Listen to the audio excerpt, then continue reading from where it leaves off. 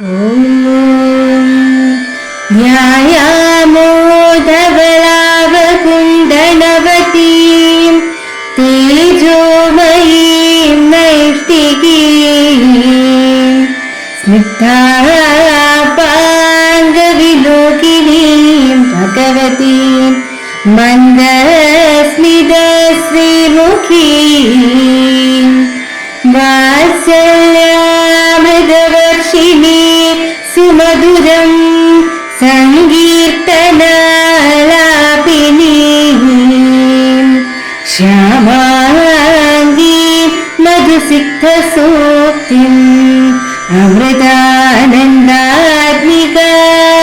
ഈശ്വരീം ഗജാനനം ഭൂതഗണാതിസേവിതം കവിത്തജംബൂഫലസാരഭക്ഷിതം ഉമാസുതം ശോകവിനാശകാരണം നമാമി വിഘ്നേശ്വര പാദപങ്കജം കൂജന്തം രാമ രാമേതി മധുരം മധുരാക്ഷരം ആരുഹ്യ കവിതാശാഖാം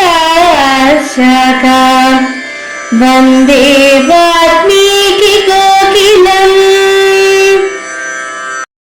ഓം ഹരിശ്രീ ഗണപതയേ നമഃ. അവിഘ്നമസ്തു. ശ്രീരാമ രാമ രാമ ശ്രീരാമചന്ദ്ര ജയ. ശ്രീരാമ രാമ രാമ ശ്രീരാമഭദ്ര ജയ. ശ്രീരാമ രാമ രാമ സീതാഭിരാമ ജയ. ശ്രീരാമ രാമ രാമ ലോകാഭിരാമ ജയ. ശ്രീരാമ രാമ രാമ രാമനാഥ രാമ.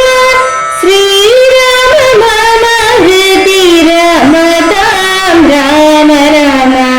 ശ്രീരാഘവാത്മാ രാമ. ശ്രീരാമ രമാപതി. ശ്രീരാമ രമണീയ വിഗ്രഹ നമോസ്തുതേ. ശ്രീരാമ രമണീയ വിഗ്രഹ നമോസ്തുതേ. നാരായണായ നമോ നാരായണായ നമോ നാരായണായ നമോ നാരായണായ നമഃ. നാരായണായ നമോ നാരായണായ നമോ നാരായണായ നമോ നാരായണായ നമഃ. ശ്രീരാമനാമം പാടി വന്ന പൈങ്കിളിപ്പെണ്ണേ, ശ്രീരാമചരിതം നീ ചൊല്ലിടുമടിയാതെ. ശാരിക പൈതൽ താനും വന്ദിച്ചു വന്യന്മാരെ ശ്രീരാമസ്മൃതിയോടെ പറഞ്ഞു തുടങ്ങിന.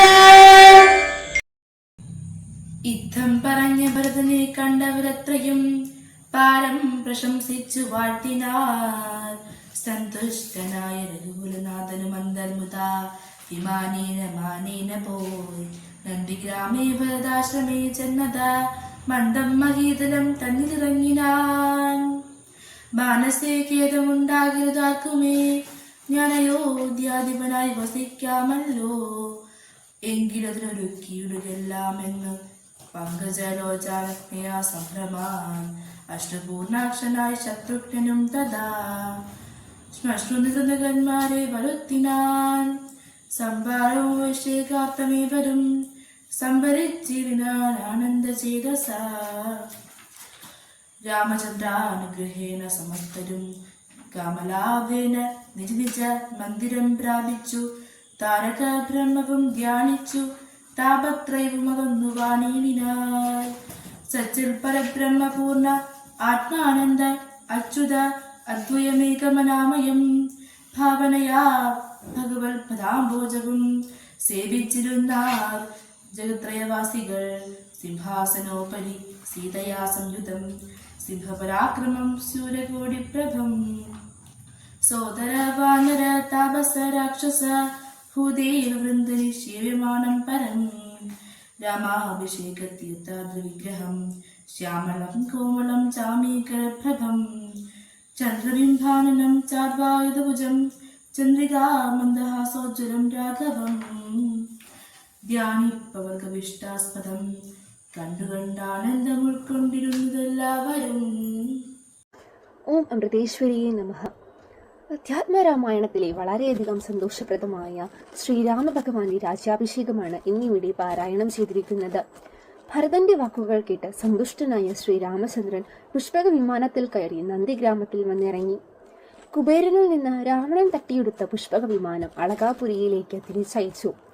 പൗരജനങ്ങളുടെയും മന്ത്രിമാരുടെയും ആഗ്രഹപ്രകാരം ഗുരുശ്രേഷ്ഠനായ വസിഷ്ഠമുനിയുടെ നിർദ്ദേശപ്രകാരം ശ്രീരാമചന്ദ്രൻ രാജ്യഭാരം സ്വീകരിക്കാൻ തീരുമാനിച്ചു. 14 വർഷത്തിനു ശേഷം അദ്ദേഹം മുനിവേഷധാരിയിൽ നിന്ന് ഒരു രാജാവിന് യോജിക്കുന്ന തരത്തിലുള്ള വേഷവിധാനങ്ങൾ അണിഞ്ഞു. ജാനകി ദേവിയെ സ്ത്രീകൾ അണിയിച്ചൊരുക്കി. അനന്തരം സുമന്ത്രർ കൊണ്ടുവന്ന തേരിൽ കയറി ശ്രീരാമചന്ദ്രൻ വാനരാദികളുടെയും പൗരജനങ്ങളുടെയും അകമ്പടിയോടുകൂടി വാദ്യഘോഷങ്ങളോടെ യാത്ര ആരംഭിച്ചു. ഭഗവാന്റെ എഴുന്നള്ളത്ത് കാണുന്നതിനായി അയോധ്യ നഗരം ഉത്സവലഹരിയിലായി. അയോധ്യ നഗരത്തിലെത്തിയ ശ്രീരാമചന്ദ്രൻ തന്റെ പിതാവിന്റെ രാജകൊട്ടാരത്തെ വണങ്ങി സിംഹാസനമേറാൻ തയ്യാറായി. 4 സമുദ്രങ്ങളിൽ നിന്ന് കൊണ്ടുവന്ന തീർത്ഥജലം കൊണ്ട് അഭിഷേകം ചെയ്യപ്പെട്ട ഭഗവാനെ പുഷ്പവൃഷ്ടികൾ കൊണ്ടും സ്തുതിഗീതങ്ങൾ കൊണ്ടും ദേവഗന്ധർവ യക്ഷകിന്നരന്മാരെല്ലാം വാഴ്ത്തി. താരകമന്ത്രമായ രാമനാമം ജപിച്ചുകൊണ്ട് തത്വസ്വരൂപനായ ഭഗവാനെ എല്ലാവരും വാഴ്ത്തി. സർവഗുണ സമ്പന്നനായ ഒരു ഭരണാധികാരിയെ തങ്ങളുടെ രാജ്യത്തിന് ലഭിച്ചതിന്റെ ആഘോഷം ജനങ്ങൾ കൊണ്ടാടി. ഭരണാധിപന്മാരിൽ നിന്ന് രാജ്യവും ജനങ്ങളും ആഗ്രഹിക്കുന്നത് നൽകാൻ തങ്ങളുടെ അയോധ്യാപതിക്ക് കഴിയുമെന്ന വിശ്വാസമാണ് ഇവിടെ പ്രതിഫലിക്കുന്നത്. ഓം നമഃ ശിവായ.